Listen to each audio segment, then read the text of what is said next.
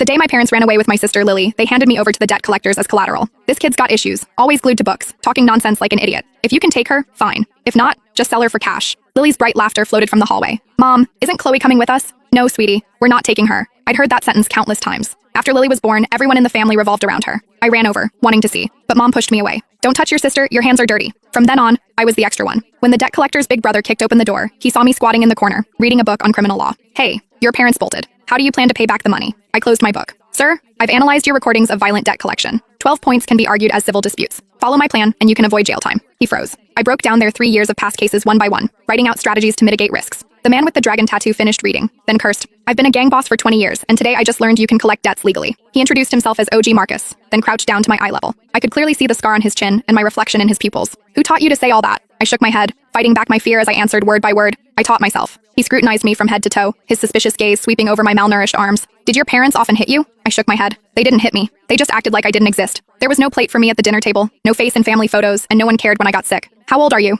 12. Marcus looked at me, his eyes full of suspicion. The hallway light flickered. He stood up and waved his hand. Frank, bring all our IOUs. Let our big shot lawyer take a look. I don't know how long passed. My legs were numb from squatting. Frank finally carried over a cardboard box. It was heavy, landing on the floor with a thud. Inside were IOUs, contracts, and transfer records, all haphazardly crammed together. Marcus patted the box, nodding at me. Big shot, show us what you've got. Marcus and his crew were playing cards in the living room. 3 men, hunched around a folding table, smoking cigarette after cigarette, the whole room thick with smoke. I sat in the corner, poring over the contents of the box under the dim light. Mid-game, the youngest man, Leo, glanced at me. Marcus, come on, what could a 12-year-old kid possibly figure out? Frank also looked over. She's been sitting there for 2 hours, hasn't moved a muscle. I didn't dare move. I'd seen abandoned kids before. There was a boy, 2 years older than me, who slept beside a trash can after his parents ran off. His eyes were empty, like 2 dark holes. Marcus didn't speak, playing a card. As soon as he spoke, I put down the last file. I'm done. Everyone looked over. I walked to the folding table, and they automatically made space. The table was covered in ash and beer cans. I swept them aside, clearing a spot. I pointed to the first case. The year before last, in March, you said, if you don't pay up, we'll make sure you regret it. That was deemed a threat. But if you'd said,